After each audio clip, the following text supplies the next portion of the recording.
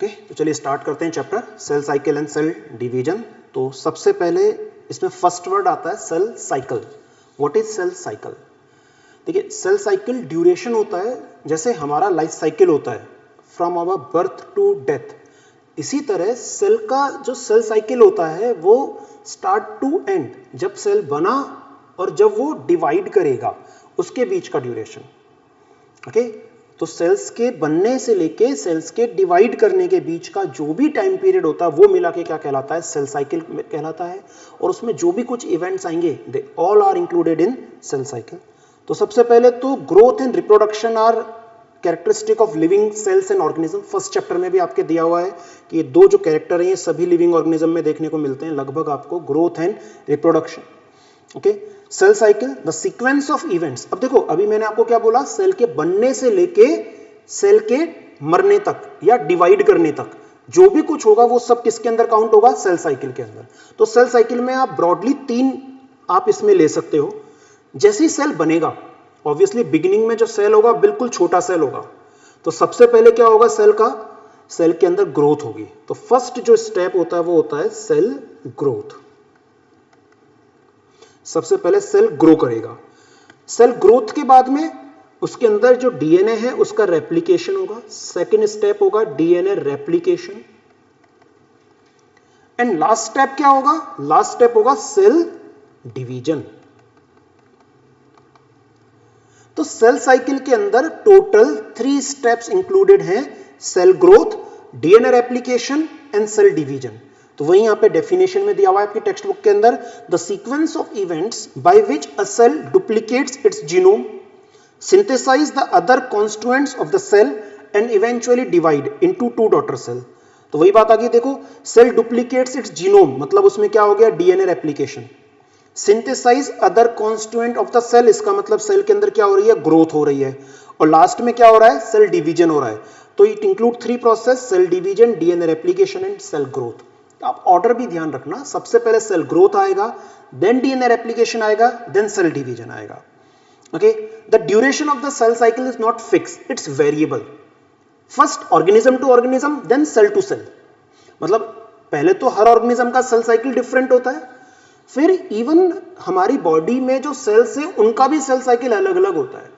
जैसे एग्जांपल लेते हैं, तो सबसे पहले तो आपको जो याद रखने हैं वो याद रखना है ड्यूरेशन ऑफ सेल साइकिल में। पहला सेल साइकिल आपको ड्यूरेशन याद रखना है ई कोलाई का। ई कोलाई का सेल साइकिल का ड्यूरेशन है 20 मिनट्स। सेकेंड नंबर पे आपको याद रखना है ईस्ट का। The cell cycle duration of for yeast is 90 minutes. And in the end the duration of cell cycle of typical, ध्यान रखना ह्यूमन में सबका नहीं, टिपिकल डिवाइडिंग सेल का, एक सेल जो नॉर्मली डिवाइड करती है उसका सेल साइकिल कितना है? 24 आवर्स। 24 आवर्स का। अब यदि हम सेल का लाइफ स्पान देखें तो सेल का अलग अलग होता है। जैसे आप लोग पढ़ते हो आरबीसी का लाइफ स्पान लगभग 100 टू 120 डेज होता है। इसी तरह अलग अलग सेल का लाइफ स्पान भी और सेल साइकिल का ड्यूरेशन भी जो होता है वो वेरिएबल होता है। बट एक नॉर्मल सेल जो डिवाइड कर रहा है, आपके अंदर ग्रोथ होती है या फिर कभी कोई इंजरी हो जाती है तो वापस से बॉडी के डिफरेंट डिफरेंट पार्ट्स का फॉर्मेशन होता है, तो जो भी नए सेल्स बनते हैं उनका जनरली जो सेल साइकिल का ड्यूरेशन होता है that is around 24 hours. Okay, next, cell cycle को हम ब्रॉडली, जो सेल साइकिल के इवेंट्स है इसको ब्रॉडली 2 पार्ट में डिवाइड कर सकते हैं। First is interphase, second is M phase. M phase का फुल फॉर्म होता है माइटोटिक फेज। अब आपको होगा सर मियोसिस क्यों नहीं लिया? क्योंकि मियोसिस कुछ एक स्पेसिफिक सेल्स में होता है। इन जनरली सेल डिवीजन का मतलब माइटोसिस मान के रखा जाएगा बिकॉज मेजॉरिटी ऑफ सेल्स के अंदर माइटोसिस होता है। अब interphase, as the name suggest, interphase. Okay, cell cycle को हम लोग एक फ्लो चार्ट की फॉर्म में भी देखते हैं।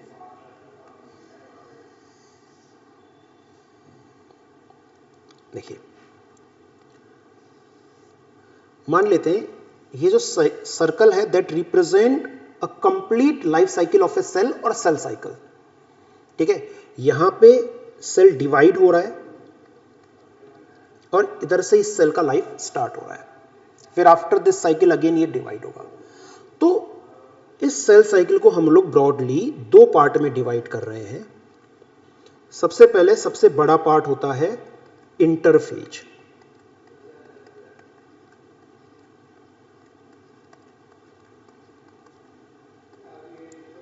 सबसे पहले सबसे बड़ा पार्ट होता है इंटरफेज, देन यहां पे होता है M phase, interphase and M phase.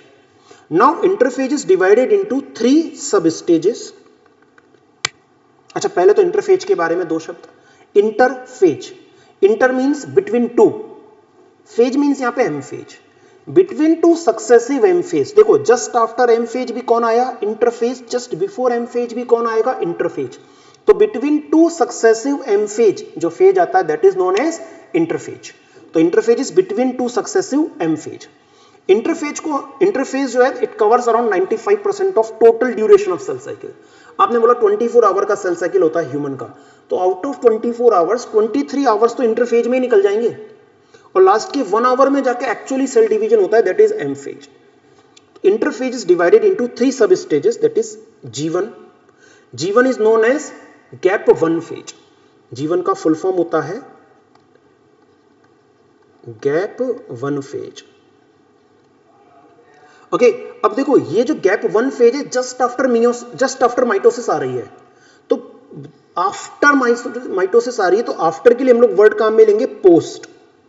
किसके बाद में आ रही है? माइटोसिस के. तो पोस्ट माइटोटिक गैप फेज भी कह सकते हैं इसको. G1 इज गैप 1 और पोस्ट माइटोटिक गैप फेज. इसके बाद में सेकेंड फेज होती है एस फेज और थर्ड फेज होती है G2. G2 is what? Gap 2, या फिर इसको हम लोग क्या कह सकते हैं? Pre mitotic gap phase. Pre mitotic gap phase. उसको बोला पोस्ट माइटोटिक, इसको प्री माइटोटिक. क्यों प्री माइटोटिक बोला? बिकॉज एम फेज के जस्ट पहले आ रहा है. तो कई बार एग्जाम में G1 G2 की जगह क्या नाम आ जाते हैं? Post mitotic and pre mitotic gap phase. Okay, clear. अब एक चीज समझो आप, जस्ट एम फेज के बाद में 2 डॉटर सेल बनी. दोनों डॉटर सेल कैसी हैं? वेरी स्मॉल इन साइज, छोटी छोटी है दोनों डॉटर सेल. अब क्या होगा? ये डॉटर सेल सबसे पहले ग्रो करेगी. It will try to attain its normal size. ये कोशिश करेगी कि मैं अपनी नॉर्मल साइज में पहुंच जाऊं बिफोर डिवीजन. तो ये जो ग्रोथ होती है ना, ये हर सेल के अंदर होगा. Any cell which is undergone mitosis, जो नया नया सेल बना है, ऑब्वियसली सबसे पहले उसको क्या करना पड़ेगा? ग्रो करना पड़ेगा, उसको अपनी साइज को इंक्रीज करना पड़ेगा. तो जो G1 फेज है ना, इसमें ग्रोथ होती है. G1 फेज में ऑब्वियसली क्या होता है? ग्रोथ होता है. किसके लिए ग्रोथ होता है? To attain normal size. जो भी सेल है वो अपनी नॉर्मल साइज को अटेन करने के लिए ग्रो किस में करेगा? G1 फेज में करेगा. अब उसमें जो भी कुछ बनना है सब कुछ बनेगा, चाहे वो साइटोप्लाज्म हो, चाहे वो सेल ऑर्गेनेल हो, चाहे वो प्रोटीन्स हो. Nearly all types of proteins. Nearly बोला मैंने, ऑल नहीं बोला, ध्यान रखना. Nearly all types of proteins. ठीक है, उस सेल की नॉर्मल साइज को बनाने के लिए जो भी कुछ चाहिए. Most of cell organelles are synthesized in G1 phase. Most of organelles.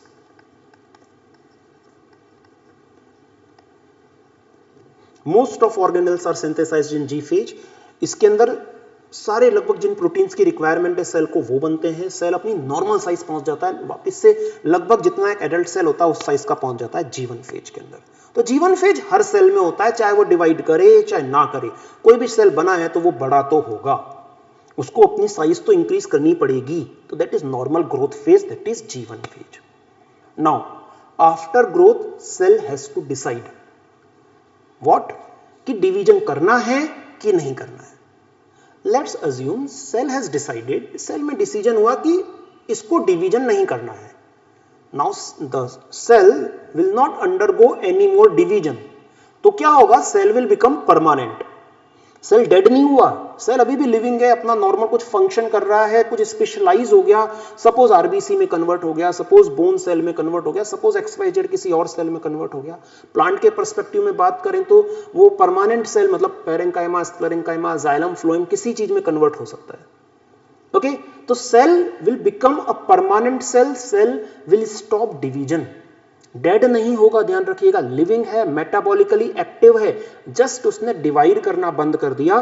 तो हम बोलते हैं सेल G1 से किस में एंटर कर गया? G0 फेज में, G0 फेज में, which is also known as quiescent phase. Which is also known as quiescent phase. Quiescent phase में cell is again living, cell cycle है अभी तो सेल लिविंग है, but it is not dividing, non dividing cell होता है। ये तो बहुत सारी बॉडी में सेल है जो कभी डिवाइड नहीं करते, जैसे आरबीसी का एग्जांपल लेते हैं, कभी डिवाइड नहीं करता, हार्ट सेल होते हैं डिवाइड नहीं करते, तो they are in G0 phase, living cell but not dividing, it means it is in G0 phase. Okay, तो G0 फेज में सेल लिविंग होते हैं, G0 फेज में सेल लिविंग होते हैं बट डिवाइड नहीं करते हैं। तो हम यहाँ पे क्या बोलते हैं, हम लोग कहते हैं कि यहाँ पे सेल साइकिल आके रुक गया, ना सेल साइकिल से बाहर नहीं निकला है, सेल साइकिल जीवन में पॉज हो गया, that is called G0 phase. तो हम बोलते हैं सेल साइकिल क्या हो गया, सस्पेंड हो गया, suspend cell cycle, cell cycle को सस्पेंड कर दिया। दूसरा, सेल साइकिल जो है सस्पेंड हो गया, तो दूसरा क्या हुआ कि जीवन से बाहर गया। तो हम इसको ऐसा कह सकते हैं कि G0 में जब सेल आता है तो एग्जिट जीवन फेज। दो चीजें ध्यान रखना, एक्चुअली दो एमसीक्यू हैं जो प्रीवियस एग्जाम्स में आए हैं आपके, आप लोग प्रीवियस ईयर क्वेश्चन थोड़ा देखोगे तो उसमें आपको मिलेगा सेल साइकिल सस्पेंड हो जाता है और जीवन फेज एग्जिट हो जाता है। ओके, तो in G0 phase cell cycle is suspended while cell exit the जीवन फेज। ये दो चीजें आपको ध्यान में रखनी है। डन? ओके, अब सपोज सेल ने एक बार डिसीजन ले लिया कि अब भाई परमानेंट है, हमको डिवीजन नहीं करना है, we are in G0 phase, but sometimes as per the requirement, as per the need, mainly in plants क्या होता है, ये इस सेल को वापस से डिवाइड करने की जरूरत पड़ सकती है।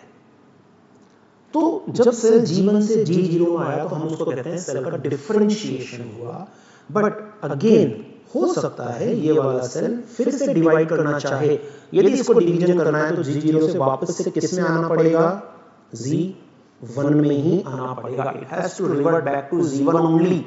ये डायरेक्टली S फेज में एंटर नहीं कर सकता, इसको G1 में आना पड़ेगा, that is called dedifferentiation. Okay, इसको हम लोग क्या कहते हैं, डी डिफरेंशिएशन। G0 से G1 में आया तो क्या कहेंगे, डी डिफरेंशिएशन। ओके, अब सेल आ गया वापस से G1 में, G1 में सेल रेडी है, अब इसने डिसीजन लिया, now it need to divide. जब ये डिवीजन करेगा तो सेल किस में एंटर करेगा, S फेज में एंटर करेगा। तो बिटवीन G1 एंड S, अब ऐसे ऐसा नहीं है कि सेल ने सोचा कि चलो डिवीजन करना है, डिवीजन हो गया, अब उसका पहले टेस्टिंग होगा कि सेल रेडी है कि नहीं है। तो चेकिंग करने के लिए क्या प्रेजेंट होता है, इन दोनों के बीच में यहाँ पे प्रेजेंट होता है, between G1 and S present होता है एक चेक पॉइंट, इसको बोलते हैं major checkpoint. Actually enzyme होता है, कौन सा एंजाइम होता है, CDK, फुल फॉर्म लिखें तो साइक्लिन डिपेंडेंट काइनेज। ये एक एंजाइम होता है, यदि एंजाइम एक्टिव है तो एस फेज की जो भी एक्टिविटी है वो चालू हो जाएगी, और यदि एंजाइम इनएक्टिव है तो एस फेज चालू नहीं होगा। और ये एंजाइम क्या नाम है इसका, cyclin dependent kinase. Cyclin dependent, तो ये कब एक्टिव होगा, when there is cyclin, and cyclin is synthesized by G1। Cyclin को कौन सिंथेसाइज कर रहा है, G1। तो G1 में जब सेल मैच्योर हो जाएगा, सेल सिंथेसाइज कर रहा है G1 phase, that's why it is called G1 cyclin. When cell is mature enough, now it is ready for S phase, so cell will synthesize G1 cyclin which will activate this checkpoint, और जैसे ये checkpoint activate होगा cell will enter into S phase। ये checkpoint वाला part आपके syllabus में नहीं है, बट ये क्वेश्चन एक दो बार आया हुआ है, तो जस्ट फॉर इंफॉर्मेशन आपको ये याद रखना है कि between G1 and S phase there is a checkpoint, between G1 and S there is a checkpoint, जिसका काम क्या होता है, सेल को G1 से S में लेके जाना। बहुत ज्यादा इसके बारे में डिटेल में नहीं जाओगे, इट्स ओके, चलेगा। नेक्स्ट है S phase।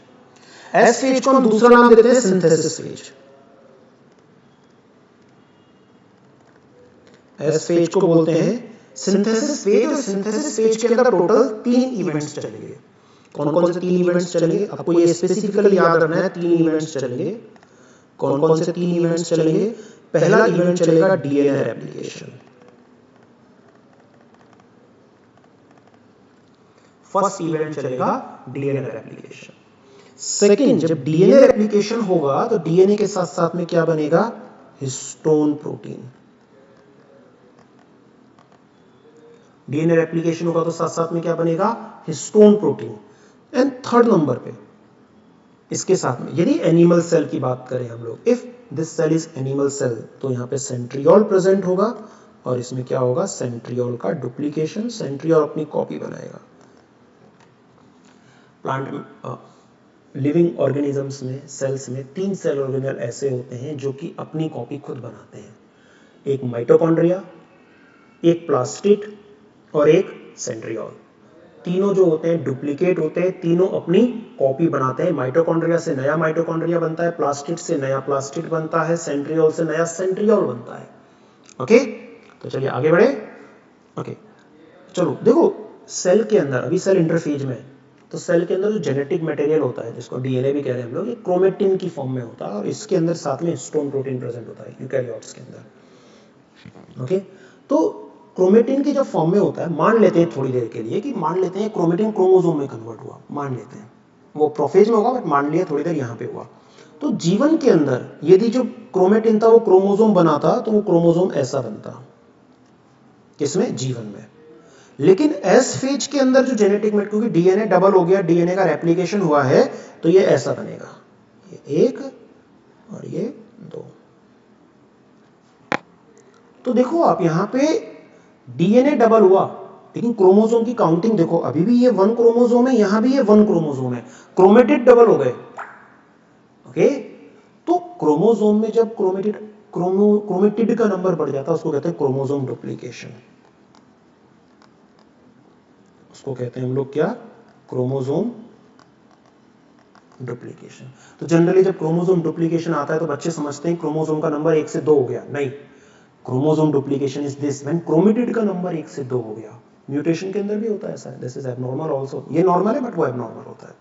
तो क्रोमोसोम डुप्लीकेशन, तो DNA replication and chromosome duplication ये एक साथ ध्यान रखना है आपको। किस फेज में होता है, एस फेज में होता है। क्वेश्चन आएगा तो यही आएगा इसमें एस फेज से, क्या कि यहाँ पे डीएनए रेप्लिकेशन होता है और क्रोमोसोम का डुप्लीकेशन होता है। ठीक है, जहां भी डीएनए रेप्लिकेशन होगा वहां पे हिस्टोन का सिंथेसिस होगा। और सेंट्रियोल डुप्लीकेशन केवल एनिमल सेल में होता है। यदि प्लांट सेल की बात करें तो सेंट्रियोल डुप्लीकेशन को उड़ा देना, गायब कर देना, क्योंकि क्यों, क्योंकि प्लांट में सेंट्रियोल नहीं होता। Okay, next is G2 phase. G2 phase is gap2 phase, that is also known as pre-mitotic gap phase. अब देखो G फॉर ग्रोथ याद रखेंगे हम लोग। G1 फेज ग्रोथ है, G2 फेज भी ग्रोथ फेज है। इसमें भी सेल क्या करता है, ग्रो करता है, अपना साइज बढ़ाता है। G1 क्या था, साइज बढ़ रहा था अपनी नॉर्मल साइज बनाने के लिए, छोटी सेल बड़ा होकर बड़ी सेल बना रहा है, नॉर्मल साइज की सेल बना रहा है because of G1। Okay, because वहां पे डिसीजन नहीं हुआ था सेल डिवीजन करना है कि नहीं करना। Now cell is already in S phase. अच्छा, ये डिसीजन इरिवर्सिबल है। एक बार सेल ने डिसाइड कर लिया कि भाई I am in S phase, मतलब मुझे डिवीजन करना है, cannot revert back to G1, उसको अपना सेल साइकिल कंप्लीट करना पड़ेगा। हाँ, it can suspend the cell cycle, delay कर सकता है, टाइम ड्यूरेशन बढ़ा सकता है, बट करना पड़ेगा कंप्लीट, तभी वो G1 में जा पाएगा। अब सेल जब G2 में जा रहा है तो G2 फेज के अंदर ये ग्रो करेगा, but this growth is specifically for sale division.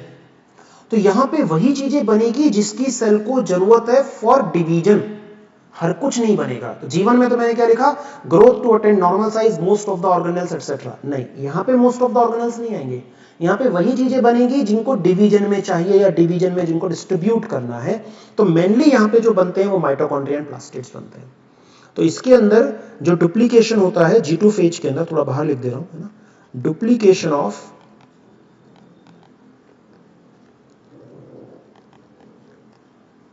Mitochondria and plastid, first thing. और क्या होता है उसके अलावा, ग्रोथ होती है फॉर डिवीजन, साइज तो बढ़ेगा बट किसके लिए, डिवीजन के लिए। बहुत सारी प्रोटीन्स बनती हैं लेकिन एक प्रोटीन स्पेसिफिकली बनती है, that is tubulin protein. Why, क्योंकि ट्यूबुलिन प्रोटीन से बनेंगे स्पिंडल फाइबर जो आगे जाके बनने वाले हैं। तो स्पिंडल फाइबर की प्रोटीन का सिंथेसिस भी कहां पे होगा, G2 फेज के अंदर होगा। ओके, इसके अलावा कुछ सेल ऑर्गेनल्स, जैसे क्योंकि सिक्रीशंस होने हैं डिफरेंट एंजाइम्स का, तो गोल्गी बॉडी चाहिए और गोल्गी बॉडी बनता है ER से, तो ER एंड गोल्गी बॉडी का भी सिंथेसिस होता है थोड़ा यहाँ पे। तो ER and Golgi body, ER and Golgi body को शॉर्ट में GB लिख दिया। तो ये है G2 phase, this is interphase. तो इंटरफेज में क्या क्या हो गया, G1S G2, इतनी चीजें इंटरफेज के अंदर आती हैं। ओके, आई होप चीजें थोड़ी क्लियर हुई होंगी। ध्यान रखना G1 और G2 में क्या फर्क है। G1 is growth to attain normal size, G2 is growth before cell division. तो सेल डिवीजन के लिए जो ग्रोथ होती है that is G2 phase. Okay, चलिए वापस चलते हैं अपनी शीट पे. तो interphase and M phase. Interphase क्या हो गया? Phase between two successive M phase. ये लास्ट करता है कितना? 95% ऑफ द टोटल ड्यूरेशन. इसको रेस्टिंग फेज भी कहा जाता है. ठीक है, it is also called resting phase. But cell prepare itself for division. देखो, इसको अर्लियर टाइम में रेस्टिंग फेज कहा जाता था. इसके अंदर सेल प्रिपेयर करता है अपने आप को सेल डिवीजन के लिए. Now it is considered most active phase of cell cycle. आपसे पूछे सेल साइकिल का सबसे एक्टिव फेज कौन सा है, तो आंसर क्या आएगा? इंटरफेज आएगा. क्योंकि सबसे ज्यादा इवेंट्स जो चल रहे हैं, सबसे ज्यादा सिंथेसिस जो चल रहा है, नया मटेरियल जो बन रहा है, that is in interphase. Okay, M phase is actual cell division, है ना. एम फेज में सबसे ज्यादा नजर ज्यादा आता है. इंटरफेज के जो इवेंट्स होते हैं ना, क्लियरली विजिबल नहीं होते, पता नहीं चलता. लेकिन एम फेज में जो चेंजेस होते हैं, क्रोमोसोम का मूवमेंट एंड ऑल, वो क्लियरली नजर आते हैं. तो मोस्ट ड्रामेटिक फेज कौन सी है? M phase. Most active phase कौन सी है? Interphase. Interphase is the active. Earlier time में इसको रेस्टिंग कहते थे, but currently it is considered most active phase. और इसको ड्रामेटिक आप कह सकते हो, बिकॉज इसमें ड्रामेटिक चेंजेस होते हैं. 95% ड्यूरेशन इंटरफेज का होता है, 5% ड्यूरेशन एम फेज का होता है, जिसमें actually cell cycle actual division होता है. इसमें आप दो पार्ट में इसको डिवाइड कर सकते हैं, क्या nuclear division and cytoplasmic division. थोड़ा आगे जाके बात करेंगे इसके बारे में. ओके, चलिए ये तो बात हो ही गई अपनी, है ना. चलो इसी साइकिल में ही बना देते हैं हम लोग. ये जो हमने साइकिल बनाया, इसी के अंदर थोड़ा सा बना लेते हैं. एम फेज को हम लोग फर्दर दो पार्ट में डिवाइड कर सकते हैं. कौन कौन से दो पार्ट होंगे? One is karyokinesis, one is cytokinesis. Okay, karyokinesis is again subdivided into 4 substages: prophage, metaphage, anaphage, telophage. ये हो जाएगा कैरियोकाइनेसिस का सब डिवीजन. ओके, अब इनके बारे में एक एक करके पढ़ना है, माइटोसिस कंप्लीट हो जाएगा. देखिए, तो इंटरफेज तो हो गया, मैं इंटरफेज वाला स्किप कर रहा हूं.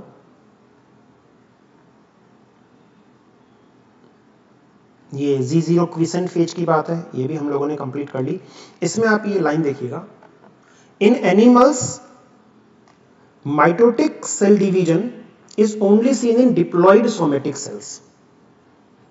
ओके, इसके कुछ एक्सेप्ट. अब देखो, हम लोग क्या करते हैं ना, कई बार जब बोलते हैं एनसीईआरटी की लाइन से क्वेश्चन आता है, केवल एक लाइन पढ़ के वहां पे रोक देते हो. लाइन क्या है? In animals mitotic cell division is only seen in diploid somatic cells. अब यही क्वेश्चन आ गया, ट्रू और false. What? Mitotic cell division is only seen in diploid somatic cell. It is true और false? It is false. Why? अगली लाइन पढ़िए.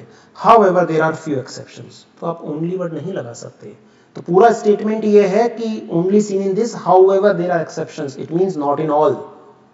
Okay, there are some cells. जैसे मेल हनीबी हैप्लॉइड होता है. ओके, जबकि प्लांट्स के अंदर जनरल है, गैमेटोफाइटिक स्पोरोफाइटिक दोनों स्टेज बनती है, हमने प्लांट किंगडम के अंदर पढ़ा था. तो वहां पे माइटोटिक डिवीजन होता है. आप ऐसा कह सकते हो, in plants mitotic division is common in both haploid and diploid cell, while in animals it is more common in diploid cells. In haploid cell is very rare, जैसे कि मेल हनीबी. चलिए आगे बढ़े. नेक्स्ट है M phase. तो mitotic cell division is only seen in, ये तो खैर हो गई लाइन अपनी. It is also called equational division. It is also called equational division. Mitosis by equational division because जो parent cell यदि diploid है तो daughter cell भी कैसा होगा? Diploid होगा. तो number of chromosome remains same. Number of chromosomes are equal. That's why it is called equational division. Now mitosis is divided into 4 substages: prophage, metaphage, anaphage and telophage. जो हमने पहले पढ़ा. एक एक करके बात करेंगे सारे फेजेस की. सबसे पहले prophage. तो प्रोफेज में क्या होता है? प्रोफेज के अंदर 3-4 चीजें होती हैं. प्रोफेज के अंदर क्या क्या होता है, इसको तो पढ़ेंगे, एक दो चीजें मैं लिखता हूं. देखो क्या क्या होता है. सबसे पहले न्यूक्लियर मेम्ब्रेन, यहां पे देखो, nuclear membrane and nucleosome. Nuclear membrane and nucleolus, sorry, nuclear membrane and nucleus will begin to disappear prophase में, और प्रोफेज खत्म होते होते दे विल कंप्लीटली डिसअपियर। अब हमको कैसे पता चलेगा, आप एक सेल का सेल डिवीजन ऑब्जर्व कर रहे हो under the microscope, how will you get to know that cell is in prophase और metaphase? Cell might be in prophase, cell might be in anaphase, might be in metaphase, might be in telophase, आप कौन सी phase में, I don't know, how will identify? तो सबसे पहले cell prophase चल रहा है कि प्रोफेज खत्म हो गया, सबसे सही होता है उसका तरीका पता लगाने का presence of nucleus and nuclear envelope. Complete dissolution of nuclear membrane signifies the beginning of metaphase. तो न्यूक्लियर एनवेलप और न्यूक्लियस जब कंप्लीटली डिसअपियर हो जाता है तो क्या चालू हो गया, मेटाफेज चालू हो गया। ओके, ये दोनों चीजें डिसअपियर होती हैं। इसके अलावा जो सेल ऑर्गेनल स्ट्रक्चर में हेल्प करते हैं जैसे गोल्गी बॉडी एंड ईआर, ये भी क्या हो जाते हैं, डिसअपियर हो जाते हैं, ये ब्रेक हो जाते हैं मेम्ब्रेन्स के अंदर, लेटर ऑन ये वापस से फॉर्म हो जाएंगे। चलिए नेक्स्ट क्या होगा, chromatin will start condensing into chromosome, chromosome का सिंथेसिस शुरू हो जाएगा। तो क्रोमेटिन मटेरियल या क्रोमोसोमल मटेरियल, बेटर क्रोमेटिन बोलेंगे, chromatin will begin to condense to form chromosomes, chromosome का फॉर्मेशन स्टार्ट होगा।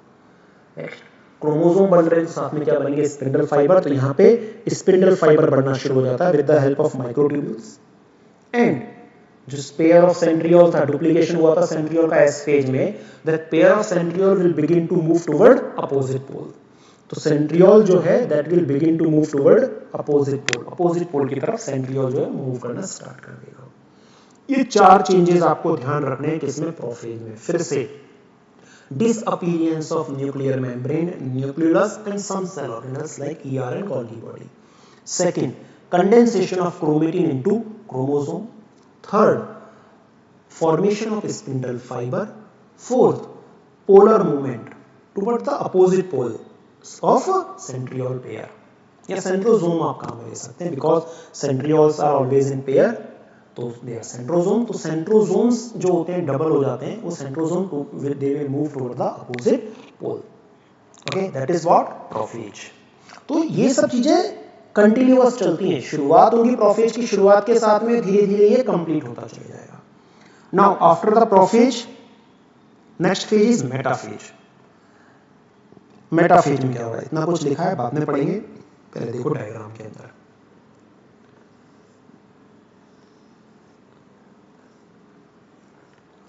ओके, ये एक सेल है, cell is mainly spherical structure, मैं 2D डायग्राम बना रहा हूँ, सर्कल लगेगा बट स्फेरिकल स्ट्रक्चर होता है।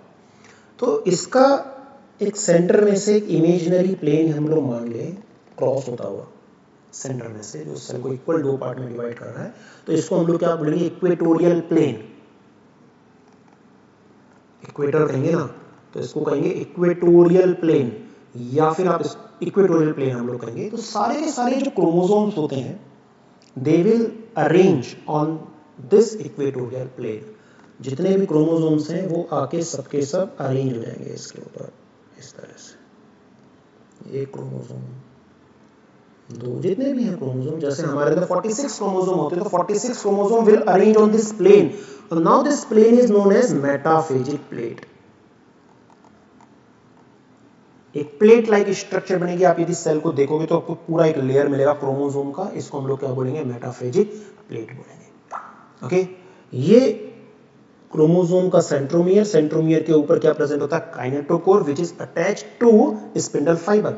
तो देखो एक क्रोमोसोम से दो स्पिंडल फाइबर होंगे, एक इस तरह से और एक इस तरह से, एक स्पिंडल फाइबर इस तरह से, एक स्पिंडल फाइबर इस तरह से।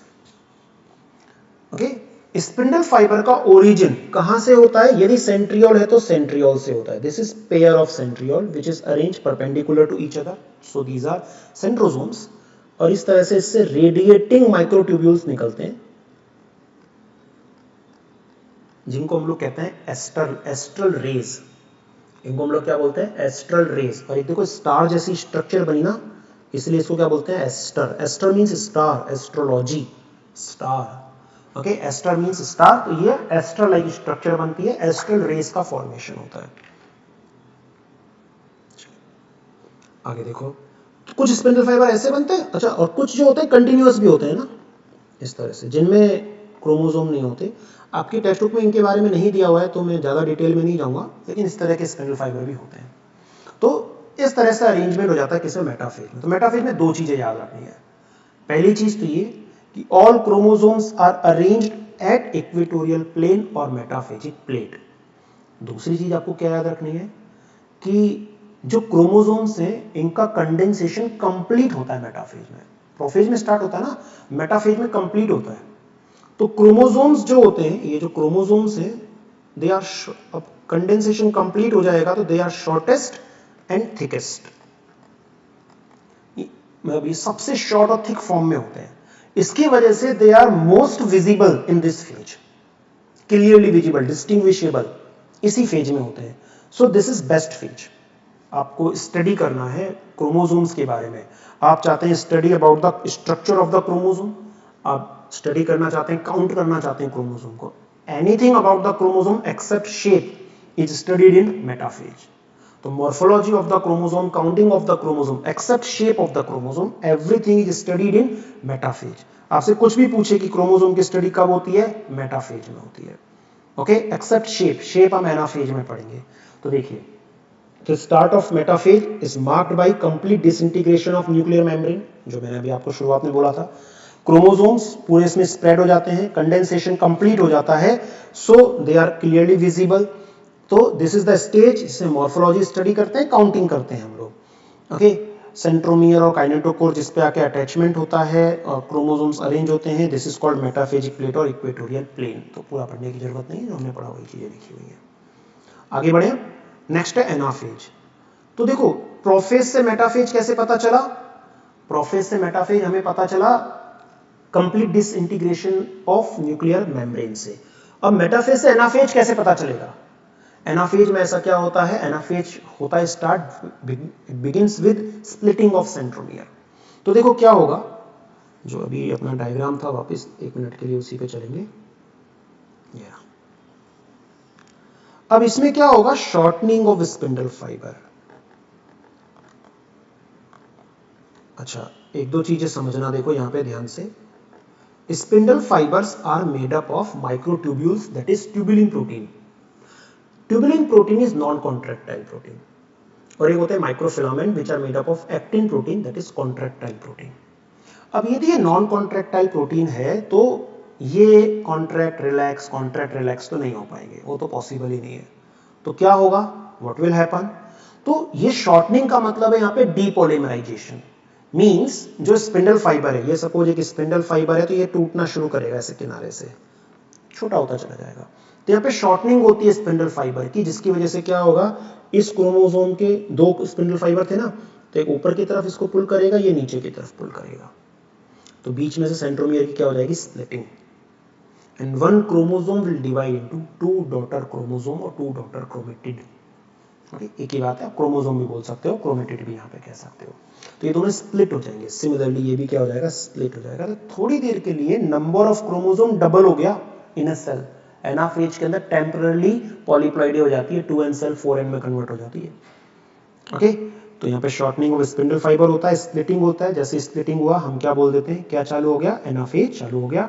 तो at the onset of anaphase each chromosome arranged at metaphasic plate split simultaneously and two daughter chromatid. अब क्या होगा, ये कंटिन्यूअसली शॉर्ट हो रहा है ना, तो कंटिन्यूअसली शॉर्ट हो रहा है तो ये मूवमेंट करेंगे, ये ऊपर की तरफ मूव करेगा, ये नीचे की तरफ मूव करेगा। और कौन पुल कर रहा है इसको, स्पिंडल फाइबर। कहां से, बीच में सेंट्रोमियर से। तो देखो क्या होगा, जब सेंट्रोमियर पुल करेगा,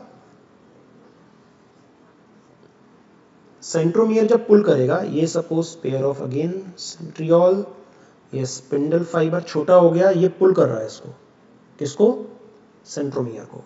यदि सेंट्रोमियर को पुल कर रहा है तो सेंट्रोमियर इसकी तरफ होगा, कहां की तरफ, पोल की तरफ, और आर्म्स जो होंगी इस तरह से पीछे ट्रेल करेंगी। ओके, एक और बनाते हैं, इस तरह से आर्म्स जो होंगी पीछे क्या करेंगी, ट्रेल करेंगी। ओके, सिमिलरली ऊपर वाला होगा,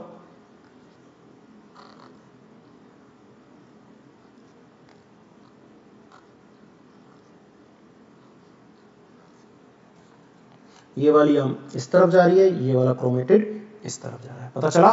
और ये क्या है, इक्वेटोरियल प्लेन, ये ऐसे ऊपर जा रहा है, ये ऐसे इधर जा रहा आ रही बात समझ में? इसको हम लोग कहते हैं एनाफेजिक मूवमेंट, क्योंकि ये मूवमेंट एनाफेज में होता है। This is also called polar movement of chromosomes. तो ये किस में देखने को मिलेगा? एनाफेज में देखने को मिलेगा। इसमें आपको ध्यान क्या रखना है? The centromere phase toward the poles. देखो सेंट्रोमियर ये इस पोल की तरफ है, ये इस पोल की तरफ, they respective poles and chromatid arms trail behind, या chromatid arms towards the equator. Okay, ये आपको ध्यान रखना है यहाँ पे पोजीशनिंग। चलो, ये था anaphase. Anaphase is the best phase two study. अब आप देखो जो मैंने डायग्राम बनाया है, ये वाला क्रोमोसोम में दिख रहा है आपको, दोनों क्रोमेटिड आर्म बराबर बराबर है, और यहाँ पे देखो एक छोटा आर्म एक बड़ा आर्म, छोटे आर्म को बोलते हैं पी आर्म, बड़े आर्म को बोलते हैं क्यू आर्म, है ना। तो दोनों आर्म जो है वो छोटे बड़े हैं। तो ये कैसा शेप हो गया? एल शेप, और ये कैसा शेप है? V shape. तो हमको शेप ऑफ द क्रोमोसोम भी पता चलता है। तो शेप ऑफ द क्रोमोसोम के लिए बेस्ट फेज कौन सा है? Anaphase. Any other morphological study and counting के लिए बेस्ट फेज कौन सा है? मेटाफेज। चलिए लास्ट अप टीलोफेज। टीलोफेज में क्या होगा? The chromosomes, daughter chromosomes will reach their respective poles. Anaphase में मूवमेंट होता है, टीलोफेज में वो रेस्पेक्टिव पोल पे पहुंच जाते हैं। और टीलोफेज के अंदर क्या होगा? Reversal of prophase. Okay, prophase में देखो आपको क्या क्या बताया था। पहला बोला था nuclear membrane and nucleus disappear होंगे, यहां पे रीअपीयर होंगे, न्यूक्लियर मेम्ब्रेन वापस से बन जाएगी।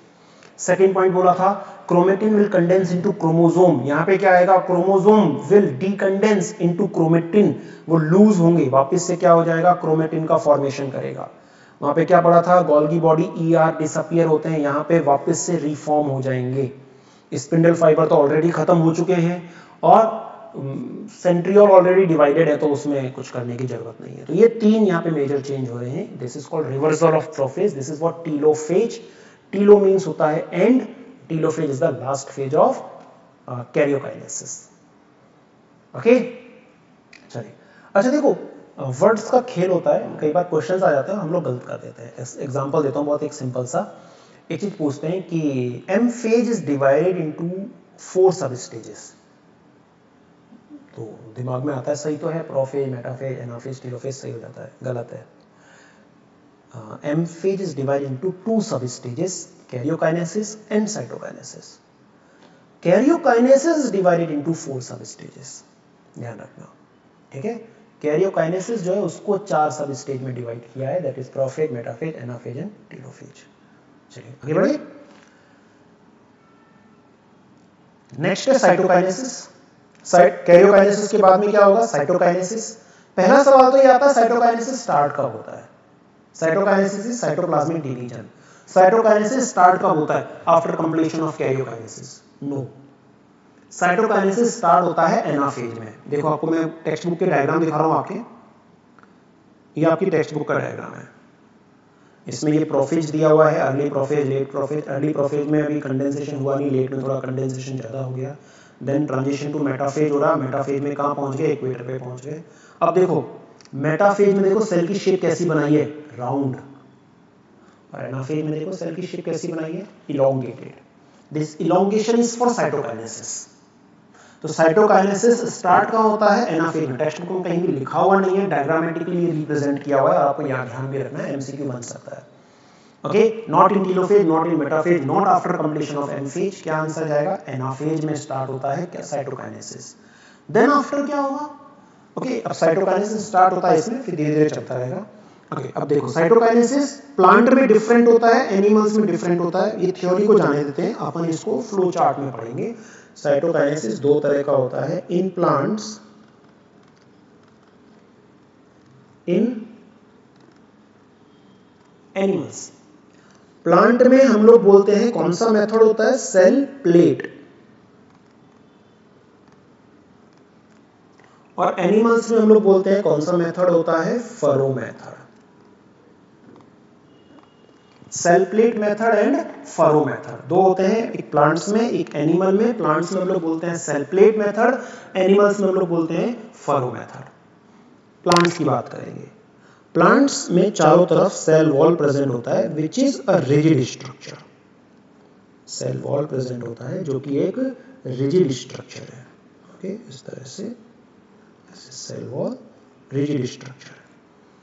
जब इसमें स्पिंडल फाइबर ब्रेक हो रहे हैं, टूट रहे हैं, वो और गोल्गी बॉडी के जो भी हिस्से बचे हैं, पार्ट्स बचे हैं, they will begin to arrange in the centre, यहाँ पे इस तरह से, और आए थोड़े और अरेंज होंगे, और अरेंज होंगे, और अरेंज होंगे, और अरेंज होंगे, इस तरह से।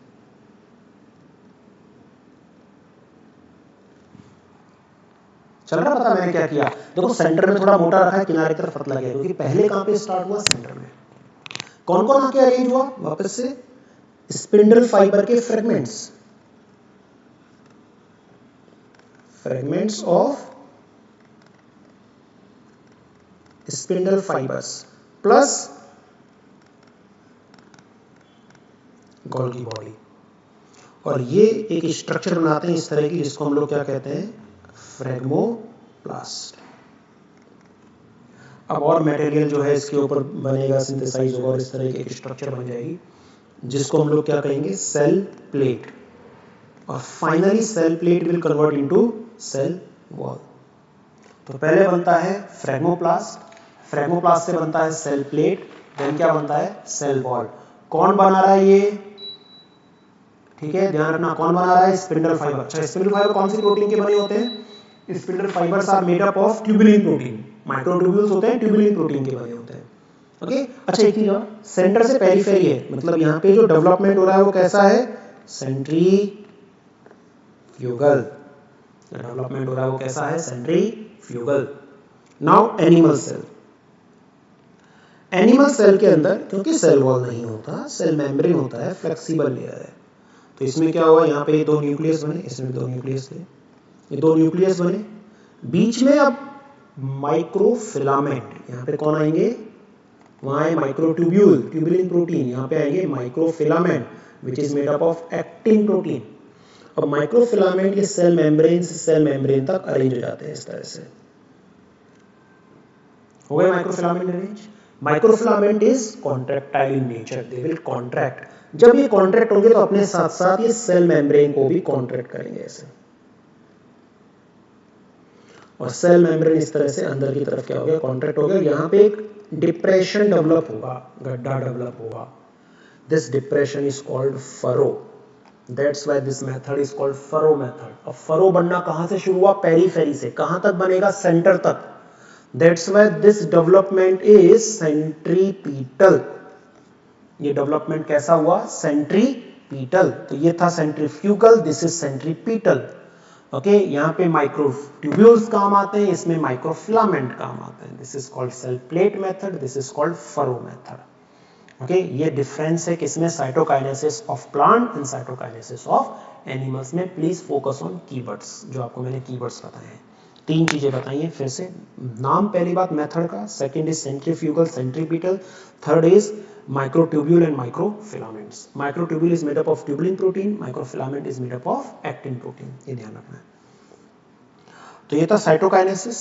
ठीक है, मैं कहानी से आगे बढ़ रहा हूँ, एनसीईआरटी आप लोग खुद से भी देखोगे, मैंने सारी चीजें इसमें कवर कर ली है। चलिए नेक्स्ट है, कई बार क्या होता है साइटोकाइनेसिस नहीं होता, कैरियोकाइनेसिस हो गया बट साइटोकाइनेसिस नहीं हुआ।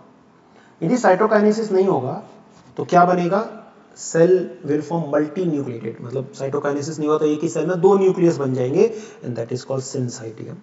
होना चाहिए था सिनोसाइटियम, बट आपकी टेक्स्ट बुक में लिखा है सिनसाइटियम। चलो ध्यान रख लेना।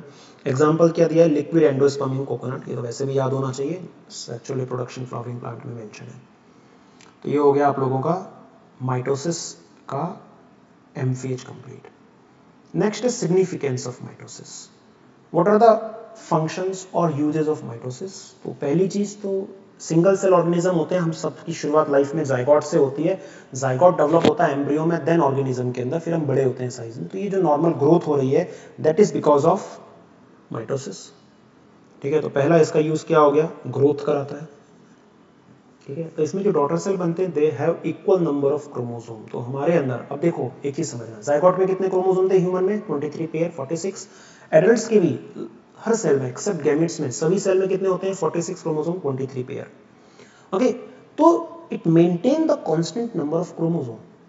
What is the significance of mitosis? जो एग्जाम में सवाल आएगा, जो आपको परेशान करेगी ना लाइन, वो ये है, what is the significance of mitosis? Mitosis maintain constant number of chromosomes in an organism एक ऑर्गेनिज्म में जाइगोट फेज में भी जितने क्रोमोसोम था, एडल्ट के भी हर सेल में उतने ही क्रोमोसोम होते हैं, that is because of mitosis. ठीक है, मियोसिस में क्या आएगा वो बाद में बात करेंगे। तो ग्रोथ होता है, maintain the constant number of chromosome, ये आपको ध्यान रखना है। दूसरा, कहीं चोट लग जाती है तो रिपेयर का काम करता है। ठीक है, ये इसके प्राइमरी फंक्शन है। ओके, अब सेल को कैसे पता है कि यार डिवीजन करना है, तो उसके लिए अलग अलग चीजें होती हैं, जैसे न्यूक्लियोप्लाज्मिक साइटोप्लाज्मिक रेशियो करके एक होता है, तो उसको मेंटेन करने का काम करता है ये, है ना, रिपेयर का काम करता है ये, मेरिस्टेमेटिक टिश्यू में रोल प्ले करता है। जनरल फंक्शंस हैं, इंपॉर्टेंट जो थे मैंने आपको बताए। Okay, next meiosis. चलो मियोसिस से पहले दो चीजें पढ़ेंगे हम लोग। पहले कुछ न्यूमेरिकल्स आ जाते हैं, कुछ नंबर्स के क्वेश्चन आ जाते हैं, काउंटिंग ऑफ सेल डिवीजन। तो दो चीजें बता रहा हूं, ध्यान रखना। पहला सिंपल सवाल आता है, हाउ मेनी माइटोटिक डिवीजन है। तो number of mitotic division to form n number of cells. हमको यदि n नंबर ऑफ सेल्स बनाने हैं तो कितने हमको माइटोसिस करने पड़ेंगे। सपोज मेरे को 8 सेल क्रिएट करने हैं, एक 1 सेल से 1 से 8 सेल बनाने हैं, तो देखो कितने होंगे, बना के दिखाता हूं। ये एक सेल है, डिवाइड किया, 1 से 2 सेल हुआ, डिवाइड किया, 2 से 4 सेल हुआ, फिर से डिवाइड किया, 4 से 8 सेल हुआ। ओके, अब देखो काउंटिंग कर रहे हैं माइटोसिस। ध्यान रखना, माइटोसिस काउंट करना है, तो माइटोसिस काउंट करोगे, this is 1 mitosis, this is 2, this is 3, this is 4, 5, 6, 7 mitosis. 8 cell बनाने के लिए कितना हुआ, 7, 4 के लिए देखो 3, 16 के लिए काउंट करोगे 15। ओके, तो number of mitotic division to produce n number of cell कितना हो जाएगा, n-1। 8 सेल बनाना है तो कितना हो जाएगा, 7। ये पहला है। सेकेंड क्वेश्चन, नंबर ऑफ, ध्यान रखना वर्ड्स का ही खेल है सारा, नंबर ऑफ सीक्वेंशियल माइटोसिस या सीक्वेंशियल माइटोटिक डिवीजन, या फिर क्या पूछ लेते हैं, number of mitotic generations to produce n number of cell. भाई 8 सेल बनाना है, तो देखो this is first, this is second, this is third, तो how many generations, 3। How many sequential division, 3। आपसे पूछा number of mitosis 7, number of sequential mitosis 3। Okay, तो what n is equal to 2 की power x, where x is the number of sequential mitosis or mitotic generation. Okay, 2 की power 3 is equal to 8, तो number of mitotic generation कितनी हुई, 3। ये दो चीजें आपको ध्यान रखनी है ना। चलो फिर आता है इसके अंदर एक टेबल में बना रहा हूं, टेबल आप लोग भी नोट डाउन कर लेना। टेबल में एक बना रहा हूं, वो आप लोगों से पूछा जाता है। एक आपसे बात करते हैं नंबर ऑफ क्रोमोसोम्स की,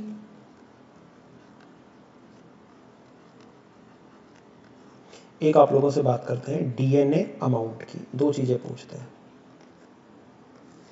और सेल कौन कौन सी स्टेज में हो सकता है, G1 में, S में, G2 में। हम M भी लिख सकते हैं, और M की जगह हम ऐसे भी कर सकते हैं, prophase, metaphase, anaphase and telophase. देखो फटाफट, number of chromosome, parent cell जो है G1 स्टेज में मान लेते हैं डिप्लॉइड था, और मान लेते हैं DNA amount, whatever the DNA amount कितना था, 2C था। एस फेज में क्या होता है, यहाँ पे यदि हम क्रोमोसोम बनाए तो ऐसा बनेगा, मैंने आपको बताया था। यदि एस फेज में क्या होता है, एस फेज में डीएनए का रेप्लिकेशन होता है, तो डीएनए का अमाउंट जो है that will become double, 2C से कितना हो जाएगा, 4C। तो नंबर ऑफ क्रोमोसोम में कोई चेंज नहीं आता, जस्ट क्रोमोसोम में क्रोमेटिड आर्म का नंबर डबल हो जाता है। G2 में there is no change, 2N 4C। Prophase में कोई चेंज नहीं आएगा, मेटाफेज में भी कुछ नहीं होता। एनाफेज में याद करो क्या होता है, स्प्लिटिंग ऑफ सेंट्रोमियर होता है, तो it become 4N, temporarily number of cell बढ़ जाता है, यहां पे क्रोमोसोम फिर से ऐसा हो जाएगा। Now after telophase in each nucleus, after telophase in each nucleus आधे आधे हो जाएंगे, क्योंकि आधे ऊपर जाते हैं आधे नीचे जाते हैं एनाफेजिक मूवमेंट की वजह से। तो एनाफेज में तो क्या होता है, न्यूक्लियर मेम्ब्रेन नहीं होती, तो पूरा सेल में काउंट करना पड़ रहा है। बट यहाँ पे हम क्या बोल रहे हैं, after telophase in each nucleus 2 and 2C। अब आप देखो पेरेंट में भी 2 and 2C था, लास्ट में भी 2 and 2C बना, that's why daughter cells are exact replica of parent cell. कोई चेंज नहीं हुआ उसमें, ना तो क्रोमोसोम नंबर चेंज हुआ, ना डीएनए अमाउंट चेंज हुआ, इवन जीन्स वगैरह भी एग्जैक्टली सेम जाते हैं, कॉपी पेस्ट बनता है।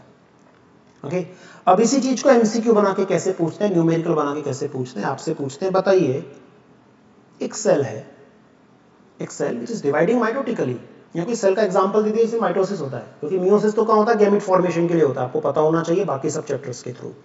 तो माइटोसिस होता है, आपसे बोला गया बताइए एस फेज के अंदर डीएनए का अमाउंट जो है वो कितना है, सपोज 20 पिकोग्राम। पिकोग्राम मतलब 10 to the power -12, pico means 10 to the power -12 gram हो गया। ओके, तो एस फेज में कितना है डीएनए अमाउंट, 20 पिकोग्राम। बताओ what will be the DNA amount after completion of M phase. तो कंप्लीशन ऑफ एम फेज मतलब कंप्लीशन ऑफ टीलोफेज कितना हो गया, 2C। एस फेज में कितना होता है, 4C, 4C became 2C। 4C की वैल्यू कितनी दी है, 20 पिकोग्राम, तो 2C की वैल्यू कितनी हो जाएगी, 4 से 2 गए तो हाफ हुआ ना, तो 20 पिकोग्राम का हाफ कितना हो जाएगा, 10 picogram. Answer will be 10 picogram. Okay, इस तरह सॉल्व करना होता है, ये आपको टेबल ध्यान रखनी है, इस तरह क्वेश्चंस आएंगे नंबर ऑफ क्रोमोसोम को लेके और अमाउंट ऑफ डीएनए को लेके, आपको दोनों ध्यान में रखने हैं। चलिए आगे बढ़ेंगे हम लोग। ये था माइटोसिस, अब हम लोग बात करेंगे मियोसिस की। मियोसिस में number of chromosome become half. Number of chromosome कैसे हो जाते हैं, घट जाते हैं, हाफ हो जाते हैं। तो the specialised kind of cell division that reduce the chromosome number by half. Chromosome number कैसे हो जाएंगे, हाफ। ओके, और क्या बनता है, डॉटर सेल बनते हैं। डॉटर सेल में भी कैसा होता है, डॉटर सेल हैप्लॉइड होता है। डॉटर सेल कैसा हो जाएगा, 2n से, मतलब इसके अंदर मियोसिस में पेरेंट सेल कैसा है, 2n। मियोसिस होगा, मियोसिस 2 बार में होता है, मियोसिस 1 एंड मियोसिस 2। मियोसिस 1 के बाद डॉटर सेल कैसा होगा, हैप्लॉइड, और मियोसिस 2 के बाद में भी डॉटर सेल्स कैसे होंगे, हैप्लॉइड। तो एक सेल से कितने सेल बने, 4। तो देखो मियोसिस 1 में number of chromosome become half, तो क्या बोलते हैं इसको, रिडक्शनल। और यहाँ पे क्या बोलते हैं, मियोसिस 2 में नंबर ऑफ क्रोमोसोम सेम रहेगा, इक्वेशनल। अब ध्यान रखना, मियोसिस को बोले तो रिडक्शनल बोलना है, मियोसिस 1-2 की बात करें तो मियोसिस 1 को बोलना है रिडक्शनल, मियोसिस 2 को बोलना है इक्वेशनल। ओके, तो गैमेट फॉर्मेशन में जनरली ये काम में आता है। Meiosis involve 2 sequential cycle of nuclear and cell cytoplasmic division. This is called meiosis 1 and meiosis 2. But DNA replication का single cycle होता है इसके अंदर। Interphase, okay, अब इसके stages पढ़ेंगे। सबसे पहले interphase is exact same as mitosis, दोबारा पढ़ने की जरूरत नहीं है, G1 G2। सीधे हम लोग चलेंगे किसके ऊपर, M phase के ऊपर। अब मैंने इसमें ना थोड़ा इसको शॉर्ट किया है, काम की चीजें डाली है। ओके, तो सबसे पहले meiosis 1 में prophase 1। Prophase 1 is typically longer and more complex than prophase of mitosis. ये थोड़ी सी कॉम्प्लेक्स होती है, इसको अगेन 5 पार्ट में इसको सब डिवाइड करेंगे। तो इट इज सब डिवाइडेड इनटू 5 फेजेस। कौन कौन सी 5 फेजेस हैं, ये रही। थोड़ा जूम कर रहा हूं उसको मैं ताकि थोड़ा देखने में आसानी हो, जस्ट इन दैट।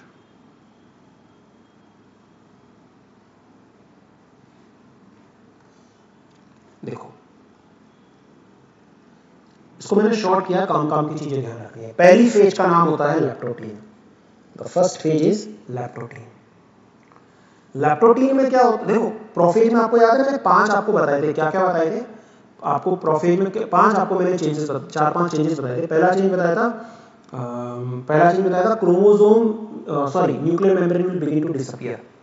तो इसमें न्यूक्लियर मेम्ब्रेन डिसअपीयर होना शुरू करता है, तो लैप्टोटीन से शुरू करेगा, जाइगोटीन में और ज्यादा डिसअपीयर होगा, पैकिटीन में और ज्यादा होगा, डाइकाइनेसिस तक होता होता वो कंप्लीट हो जाएगा।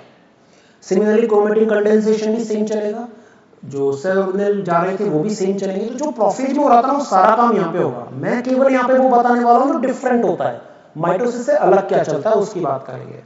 तो पहली चीज, क्रोमोसोम कंडेंस होना शुरू होते हैं, they appear like a bouquet. Leptotene में आपको क्या याद रखना है, केवल एक वर्ड याद रखना है, बुके फेज, और कुछ याद रखने की जरूरत नहीं है। Okay, next phase, second phase is zygotene. Zygotene में होती है पेयरिंग। किसकी पेयरिंग होती है, होमोलोगस क्रोमोसोम की। होमोलोगस क्रोमोसोम की पेयरिंग होती है इस तरह से, ये एक क्रोमोसोम होमोलोगस क्रोमोसोम क्या, पेयर के जो दोनों क्रोमोसोम थे which are identical in shape, size, structure and gene, और ये दूसरा क्रोमोसोम, ये दोनों क्रोमोसोम एक दूसरे से आके अटैच जाते हैं with the help of A protein. तो इसको हम लोग क्या बोलते हैं, इस कॉम्प्लेक्स को हम लोग बोलते हैं सिनेप्टोनीमल कॉम्प्लेक्स, इसी को हम लोग क्या बोलते हैं टेट्राड, और इसी को हम लोग क्या बोलते हैं बाइवेलेंट। ध्यान रखना, number of bivalent and number of tetrad are same. एक टेट्राड में कितने क्रोमोसोम होते हैं, 2। एक टेट्राड में कितने क्रोमेटिड होते हैं, 4। देखो ध्यान से, हाउ मेनी क्रोमोसोम्स, 2, जो मैंने डायग्राम बनाया है। और क्रोमेटिड कितने, 1 2 3 4, क्योंकि दोनों क्रोमोसोम में 2 क्रोमेटिड है। ओके, तो आपसे पूछे कोई नंबर ऑफ बाइवेलेंट बताओ, नंबर ऑफ टेट्राड बताओ, एक ही बात पूछिए, number of bivalent is exactly equal to number of tetrad. Okay, तो होमोलोगस क्रोमोसोम की पेयरिंग होती है, पेयरिंग से क्या बनता है, सिनेप्टोनीमल कॉम्प्लेक्स, जिसको हम और क्या कहते हैं, बाइवेलेंट और tetrad, and the process is called synapses. इस प्रोसेस को क्या बोलते हैं, इनकी पेयरिंग की प्रोसेस को क्या बोलते हैं, सिनेप्सिस। ये होता है जाइगोटिन के अंदर, जाइगोटिन में 2 क्रोमोसोम एक दूसरे के पास आके चिपक जाते हैं। Okay, now पैकिटीन। पैकिटीन के अंदर क्या होता है, पैकिटीन के अंदर एक्सचेंज होता है मटेरियल का, which is called crossing over और रिकॉम्बिनेशन। तो यहाँ पे क्या होगा, क्रॉसिंग ओवर होगा, आप रिकॉम्बिनेशन वर्ड भी ध्यान रख सकते हैं। तो यहाँ पे क्या क्या होता है, क्रॉसिंग ओवर एंड रिकॉम्बिनेशन, जिसको हम और कैसे बोलेंगे, अपीयरेंस ऑफ रिकॉम्बिनेशन नोड्यूल। यहाँ पे रिकॉम्बिनेशन नोड्यूल अपीयर हो जाता है। ओके, लाइन ध्यान रखना इंपॉर्टेंट है, जो बता रहा हूं मैं ये एमसीक्यू, ये वर्ड्स पे आएंगे, लाइंस पे आएंगे। क्रॉसिंग ओवर क्या होता है, exchange of genes between 2 homologous chromosome. तो यदि हाइट का जीन है तो हाइट के साथ ही एक्सचेंज होगा, allele might be different but gene आपका सेम रहेगा। Okay, now diplotene. अब हो गया ना एक्सचेंज, अब एक्सचेंज के बाद क्या होगा, they will begin to separate. तो डिसोल्यूशन स्टार्ट होगा, beginning of dissolution of synaptonemal complex. जो सिनेप्टोनीमल कॉम्प्लेक्स है, it will begin to separate, इसका डिसोल्यूशन शुरू हो जाएगा। और देखो, जब डिसोल्यूशन शुरू होगा तो अभी तक तो बिल्कुल चिपके हुए थे ना, अब ये इस तरह से हो जाएंगे दूर, ये 1 है और ये 2 है। तो इस पॉइंट से ये अटैच रह जाएंगे, and this point is known as chiasmata. ये एक्स लाइक स्ट्रक्चर जो बनती है, इसी को क्या कहते हैं, कायस्मेटा। तो आपको यहां पे क्या ध्यान रखना है, diplotene is famous for appearance of chiasmata. Chiasmata का अपीयरेंस किस में होता है, डिप्लोटीन में होता है। ओके, लास्ट डाइकाइनेसिस में ये क्रोमोसोम जो अटैच थे पूरे सेपरेट हो जाएंगे, this is called terminalisation, terminalisation of chiasmata. तो आपको 5 फेज, 5 लाइन याद रखनी है, वापस से बोल रहा हूं। पहली लाइन लैप्टोटीन, बुके फेज।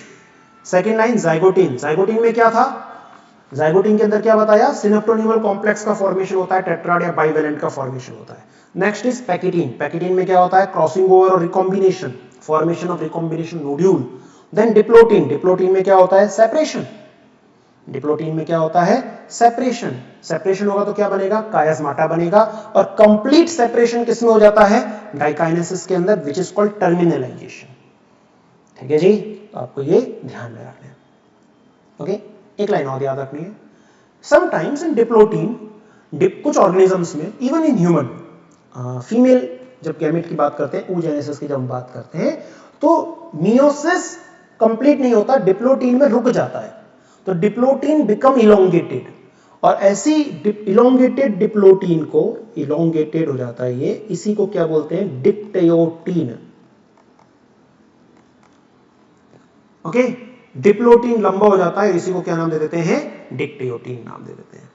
तो ये थी प्रोफेज की 5 stage, लैप्टोटीन, zygotene, पैकिटीन, diplotene, diakinesis.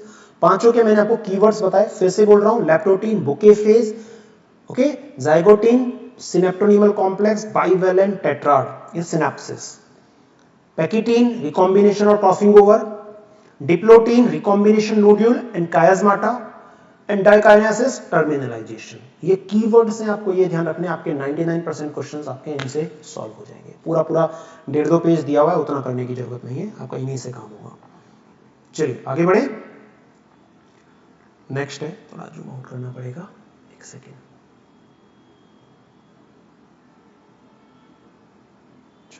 Metaphase. अब मेटाफेज 1, मेटाफेज मियोसिस की मेटाफेज कैसे डिफरेंट होती है। ये एक सेल है, ये इक्वेटोरियल प्लेन है, उसमें तो क्या हुआ था, chromosomes are arrange on equator, यहां पे क्या आएगा, on both side of equator. तो होमोलोगस क्रोमोसोम पेयर जो है ना, एक क्रोमोसोम इधर आएगा और उसी पेयर का दूसरा क्रोमोसोम इधर आएगा। इसी तरह से ऐसे कर लो।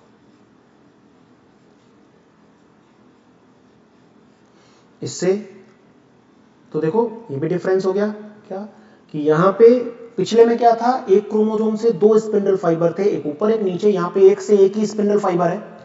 और ये क्या है, सेंट्रियोल पेयर। यदि एनिमल सेल है तो, प्लांट है तो नहीं होगा, है ना। अच्छा ध्यान रखना, चलो लगे हाथ बात कर लेते हैं। प्लांट्स और एनिमल, प्लांट्स के अंदर सेंट्रियोल नहीं होता तो उसको बोलते हैं एसेंट्रिक, ठीक है, उसको क्या बोलते हैं, एसेंट्रिक, या फिर एनेस्ट्रल। किसकी बात हो रही है, प्लांट्स की। एनिमल्स में सेंट्रियोल होता है तो उसको बोलते हैं सेंट्रिक, या फिर दो तरफ एस्टर बनता है इसलिए amphi astral cell division. Animals के अंदर एम्फी एस्ट्रल, जबकि प्लांट्स के अंदर कैसा होता है, एस्ट्रल, सॉरी एनेस्ट्रल। ओके, चलिए तो ये हो गया मेटाफेज 1। बस इतना सा ध्यान रखना है, homologous chromosome pair arrange on both side of equator. अब एनाफेज, एनाफेज में क्या होगा, शॉर्टनिंग ऑफ स्पिंडल फाइबर। अब देखो पिछले वाले में क्या था, एक क्रोमोसोम को दोनों तरफ से पकड़ के खींचा जा रहा है तो ऑब्वियसली वो स्प्लिट होगा ना, यहां पे स्प्लिटिंग ही नहीं होगी। इसमें क्या होगा, पूरा का पूरा क्रोमोसोम इधर मूव करेगा, इधर मूव करेगा, इधर मूव करेगा, ये इधर मूव करेगा, इसीलिए तो क्रोमोसोम नंबर हाफ हो जाते हैं। तो देखो एनाफेज में क्योंकि यहां पे अभी न्यूक्लियस नहीं बना है तो क्रोमोसोम नजर तो 4 ही आएंगे, but because of this event जिसमें सेपरेशन हो रहा है, because of this event chromosome number become half. Exam में सवाल आता है यही चीज कि because of event of which phase chromosome number are reduced during meiosis. Answer क्या होगा, anaphase 1। The events of anaphase 1 are responsible. What event? This separation of homologous chromosome, disjunction of homologous chromosome. ये जो separation है इसके लिए क्या word काम में आता है, disjunction वर्ड काम में आता है। Disjunction of homologous chromosome is responsible for separation. Okay, तो ये हो गया आप लोगों का मेटाफेज एंड एनाफेज, दोनों कंप्लीट हो गए। नेक्स्ट अब टीलोफेज 1। टीलोफेज 1 में चारों तरफ क्या बन जाएगा, न्यूक्लियर मेम्ब्रेन बन जाएगा। ओके, और एक सेल के अंदर दो न्यूक्लियस बन गए और उसके बाद जनरली साइटोकाइनेसिस हो जाता है। कई बार ऐसा होता है साइटोकाइनेसिस एक साथ होगा लास्ट में मेयोसिस 2 के बाद, और ज्यादातर सेल में क्या होता है, पहले मेयोसिस 1 के बाद देन मेयोसिस 2 के बाद, तो डॉटर सेल बन गए। अब स्टार्ट होगा मेयोसिस 2। तो मेयोसिस 1 और मेयोसिस 2 के बीच में इंटरफेज नहीं होता, इंटरफेज एक ही बार आता है। इंटरफेज यहां नहीं होता, यहां पे एक शॉर्ट फेज होता है, that is known as interkinesis. उस फेज को हम क्या नाम देते हैं, interkinesis. That phase is called interkinesis, it is short lived. सवाल आ जाता है हाउ इंटरफेज और interkinesis is different from interphase. तो इंटरकाइनेसिस इंटरफेज से कैसे अलग है, पहला डिफरेंस, ड्यूरेशन शॉर्ट है, it is short, that is between है ना 2M phase, mitotic phase, it is between meiosis 1 and meiosis 2, ऐसे लिख सकते हो। मेजर जो चेंज है वो ध्यान रखना है, इसमें डीएनए रेप्लिकेशन नहीं होता, जबकि M फेज में इंटरफेज में डीएनए रेप्लिकेशन होता है। ओके, इंटरफेज हर उस सेल में होगा जो माइटोसिस कर रहा है, तो सेल में भी हैप्लॉइड और डिप्लॉइड। इंटरकाइनेसिस हमेशा मेयोसिस 1 के बाद आएगा। मेयोसिस 1 का जो डॉटर सेल होगा दैट विल बी हैप्लॉइड, तो इंटरकाइनेसिस हैप्लॉइड सेल में होता है, जबकि इंटरफेज हैप्लॉइड और डिप्लॉइड दोनों सेल के अंदर हो सकता है। ये कुछ डिफरेंस है इंटरकाइनेसिस के, ये नहीं दिए होते बुक में, लेकिन देखो सवाल बन सकता है इनसे। ओके, चलिए नेक्स्ट है मेयोसिस 2। मेयोसिस 2 के बारे में मत पढ़ो, मेयोसिस 2 ऐसा याद रख लो, meiosis 2 is similar to mitosis. Meiosis 2 is very similar to, same नहीं बोला है, सिमिलर बोला है, डिफरेंस बताता हूं। तो Meiosis 2 is similar to mitosis। क्या डिफरेंस होते हैं, अब डिफरेंस देखेंगे, ठीक है। पहला डिफरेंस, माइटोसिस की जो डॉटर सेल होती है दे आर आइडेंटिकल, जबकि Meiosis 2 की जो डॉटर सेल होती है दे आर नॉन आइडेंटिकल, क्योंकि उनमें पहले क्या हुआ है, क्रॉसिंग ओवर हुआ है। तो पहला मेजर डिफरेंस कि Meiosis की जो डॉटर सेल्स होती है दे आर आइडेंटिकल, Meiosis 2 की जो डॉटर सेल होती है दे आर नॉन आइडेंटिकल, ठीक है। यही सबसे बड़ा डिफरेंस है, यही एग्जाम में आएगा। इसके अलावा आप बनाना चाहो डिफरेंस तो आप ऐसे कर सकते हो, माइटोसिस की क्योंकि पेरेंट सेल डिप्लॉइड भी होती है, हैप्लॉइड भी होती है, तो डॉटर सेल उसी हिसाब से होगी। But meiosis 2 is always in haploid cell, तो मियोसिस 2 का जो डॉटर सेल होगा दैट इज ऑलवेज हैप्लॉइड, हमेशा कैसा होता है, हैप्लॉइड होता है। ठीक है, ये जो मेजर डिफरेंस है किसके, माइटोसिस के और मियोसिस 2 के।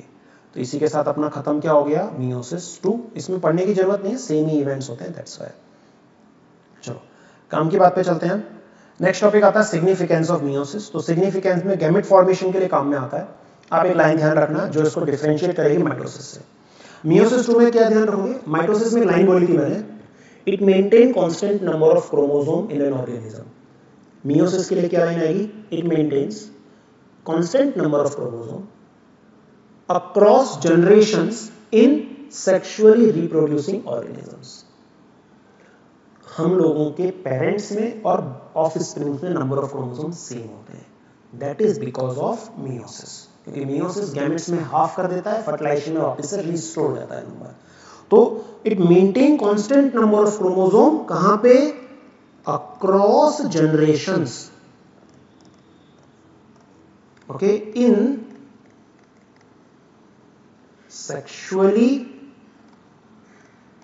Reproducing organisms. Sexually reproducing organisms, उनके अंदर क्या करता है, ये मेंटेन करता है कांस्टेंट नंबर ऑफ क्रोमोसोम्स को। This is what significance of meiosis. बाकी गैमेट्स बनाएगा और ये सब चीजें ध्यान रखनी है। वेरिएशन लेके आता है, it is responsible for genetic variations. ठीक है, ये आई थिंक 2 बार आ गया ये। चलिए अब इसके न्यूमेरिकल्स। तो पहला जो आता है इसके अंदर वो आता है, फर्स्ट आएगा number of meiotic division. Number of meiotic division. How many meiotic division occur for n number of cells? For n number of cells. To obtain n number of cell, how many meiotic divisions occur? अभी mitotic में क्या बताया था, n-1। अब meiosis में सोचो 1 से कितना बनता है, 4। तो आंसर क्या हो जाएगा, n/4।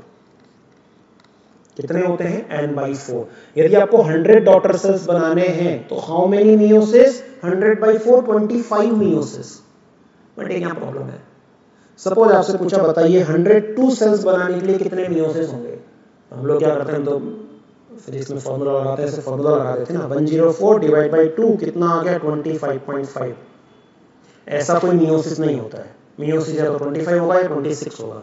Now you want to make 102 cell, तो 25 से तो 100 बनेगा ना, 2 कम है ना। 102 करना है तो आपको कितना चाहिए, 26 चाहिए। तो आंसर 25 नहीं होगा, कितना होगा, 26 होगा। ओके, 100 का आंसर कितना होगा, 25। 101, 102, 103, 104, चारों का आंसर क्या होगा, 26। करेक्ट। तो पहला तो ये आता है नंबर ऑफ मियोटिक डिवीजन। दूसरा आता है again number of meiotic division.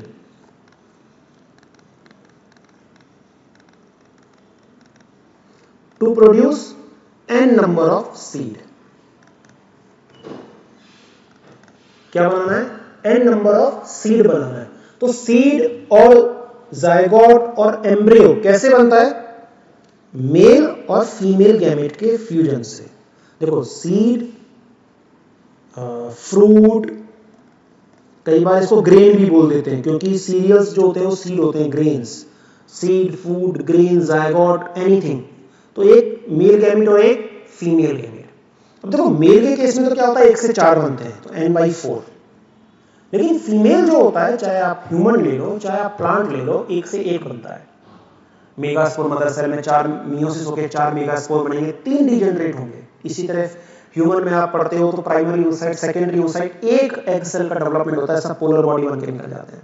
तो यहाँ पे आंसर होता है n नंबर से n, 100 डिवीजन होंगे तो 100 की टोटल सेल बनेगी। तो आंसर होता है n + n/4।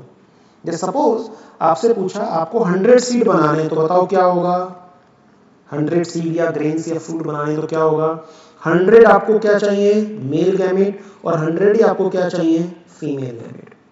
100 मेल गैमेट के लिए क्या होगा, 100/4 दैट इज 25, और इसके लिए कितना होगा 100, तो 100 + 25 कितना हो गया, 125। तो टोटल नंबर ऑफ मियोसिस कितने हो गए, 125, n + n/4। तो ये ध्यान रखना क्या है। अब पता कंफ्यूजन क्या होता है, कंफ्यूजन होता है आपसे पूछा बताइए number of meiosis required to produce 100 pollen grain। अब आपको लगता है सर ग्रेन बोले तो n+n/4, know that is pollen grain तो यार मेल गैमेटोफाइट है, दैट इज n/4 आएगा आंसर, दैट इज 25। ग्रेन मतलब सीरियल्स, व्हीट, राइस, मेज, नॉट pollen grain। ओके, ये था मियोसिस एंड माइटोसिस। इसी के साथ अपना कौन सा चैप्टर खत्म हो गया, यहाँ पे cell cycle cell division chapter खत्म होता है।